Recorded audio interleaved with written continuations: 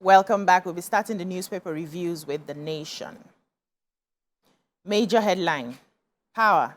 TCN NEC battling to ease lingering outages. Discos blame it all on low supply from Gencos, weak infrastructure. Binance chief others charged with money laundering. US Mayor OK CBN's forex policy economic plans. Ondo APC aspirants jostle for president's support. Dangote Adenuga Rabiu Otedola on Forbes rich list. Dangote refinery rolls out with diesel. Federal government registers 2 million Almajiri kids for basic education. What stories do we have in there? I have the major headline. Okay. This is just a review of the situation all of us are aware about. So, of course, the headline reads that the TCN and NEC are battling to ease lingering outages, but taking all the collapses that has happened to the power grid and all the 11 discos are apologizing and blaming it on low generation and weak transmission. They had, Nigerians give account of how it's affecting their business, from manufacturers to users who say that their backup has now become their main source of power, which is their generators. And the discos attributed the blackout also to vandalism, debts unsettled, programmed upgrade of electric facilities. The federal government said they are addressing the problem. The minister for power assured that the situation will be over as the root cause of it is being tackled. He's also appealing that electricity consumer nationwide exercise patience. But NEC is saying, we will not stand for this. Any disco that is not performing will have to pay daily for it. There will be consequences, and that they are assuring Nigerians that they will do the best. The TCN, on the other part, are saying they have issues with their transmission. Of course, they said the surest way to guarantee regular supply was for the federal government to improve the weak wheeling capacity of the TCN through investment. So we know that that's the problem, because when these are talking, the minister should now focus on how we can improve the transmission of whatever is generated from the Gencos to the discos. Discos are saying low power supply to them is what they are distributing. They are managing the low thing they are distributing, getting. So we know what the problem is. The story itself is even heartbreaking too. You have to just read through your situation in the papers. But I think the minister is not addressing this part, because it's focused on the debt and sort of empower the discos to just relax and say, okay, we've not been paid. Owing us. Yes, they're owing us. Yeah. So, yes. Okay, so I have the story on Dangote refinery rolls out with diesel. As we all know, the last administration before General Mohammed Buhari left, he commissioned the Dangote refinery. So now the Dangote refinery, the 650,000 barrels per day capacity Dangote Petroleum Refinery has finally rolled out with the sale of automotive gas oil, otherwise known as diesel. A source who asked not to be identified said the product was sold directly to some marketers at 1,200 per litre. The pump price of diesel as at yesterday was 1,500 per litre at the filling station. But then the telephone chat, the Nation, May Gandhi said the refinery has not informed us about the price of the AGU. We are all waiting to know it, adding that the company would likely commence the sale today. That means that by today now they'll start selling the diesel out, and by today they will know the exact price that he's willing to sell it out. To sell to the marketers, to those who are buying in bulk. Yes, but he said he's going to sell, I think 1 million, 1 ml, 1 million liters per marketer. Yes.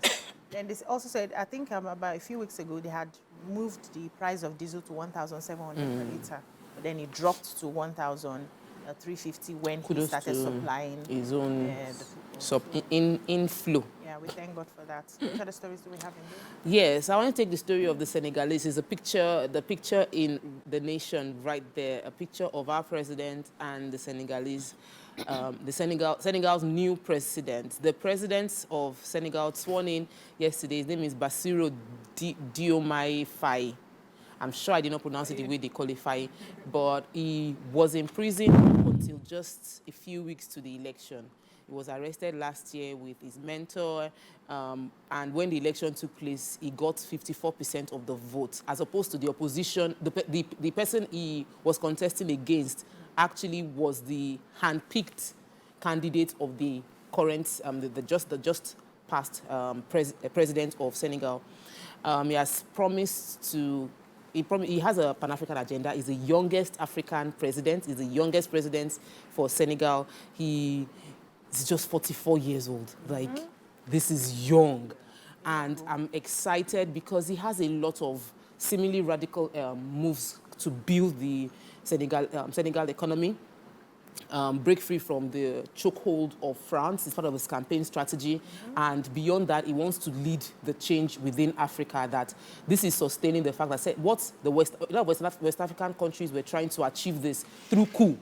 But Senegal was able to achieve change through elections. So it strengthens democracy within the West African region, and a lot of presidents were there. But I'm really hoping that he'll be able to deliver on all the things that he has promised, because a lot is riding on him as a young president to show up so that other countries will start looking at, okay, we can have a young person lead and make positive change. And it's fine, with a very good voice. I did not hear anything he was saying. I was just, Jesus. You are fine. Married to two wives. You know, I'm just admiring. I did not say anything. I have another story. The Federal High Court in Abuja has scheduled the arraignment of Binance Holdings Limited and two of its officials, Tigran Gambaryan and Nadeem Anjarwalla, for tomorrow. The firm Gambaryan and Anjarwalla escaped from lawful custody on March 22, and they will be arraigned before Justice Emeka Nwite on two separate charges. The one filed by the EFCC, ordered on money laundering, and that one has 5 counts. The other one by the Federal Inland Revenue Service, that's the FIRS, has 4 counts in which they were accused of sundry tax infractions. So according to the story, they said they will be arraigned in absentia. You know that one had already escaped from a guest house the last time we talked about it.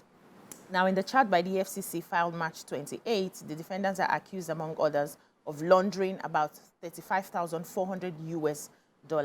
Now, in count 1 of the charges, the defendants are alleged to have, between January 2023 and January 2024 in Abuja, carried out the specialized business of other financial institutions without a valid license, among other things. So they just went ahead to quote the institutions that it contravened. And I wanted to ask, if they arraign you in absentia, what does that even mean? I have no idea. You are tried without... Can you be sent to jail in absentia? Your sentence can be until Whenever they catch you. The trial continues to your extradition. Oh, wow. Okay. So let's move on now to the Punch. Major headline: diesel price drops as Dangote sells 1,225 to a liter, supplies petrol in May. Dealers get 1 million liters each at 1,225 naira per liter. Price drops in Oyo and Lagos, and also Ogun. Federal government Interpol in talks over Binance chief extradition. Naira sells below 1,280 to $1 at official parallel markets. Wow. Dangote, Adenuga, Abdul Samad, Otedola make Forbes list with $26 billion US. Senegal president sworn in, advocates Africa's unity and security. Disconnection. UCH doctors suspend night shifts, begin strike on Tuesday. Deputy CP found dead in Oyo apartments, police begin probe. Court finds Ogun CP, 5 others, 25 million naira for unlawful detention. What stories do we have in the Punch? So I have the DCP story. So Deputy Commissioner of Police serving with the Force Criminal and Investigation Department in Alagbon and Lagos, Bola Oyedemi, was found dead in his home on Monday in his private residence in Ogbomoso. He had gone for the Easter break, and he had, allowed his police details to also go on a break. But he was found hanging in the house. Yes, he had killed himself, according to the report. But for the first time, the police are doing something impressive. I always say that I don't find death by hanging a suicide immediately. It can be anything. So they're investigating this one. The state is presently being covered by policemen in uniform and in mufti, investigating how it happened. The PRO for Oyo, Adewale Osifeso, was not available to confirm immediately what this was about. The PRO for the Force Criminal Investigation Department in Alagbon Eguoje Fumilayo was available, and she confirmed that Oyedemi's death and maintained that no one can conclude how he died, and that the circumstances surrounding his death are still sketchy, but she said that investigations are presently going on and no official statement has come from the IG's office. But so she cannot give any official statement, but they're presently investigating how or why he had to hang himself. So possibly there's a mischief in it. Somewhere. I think that's the right thing to do. Wow. We'll take a breather here. When we come back, the newspaper reviews continue. Stay with us.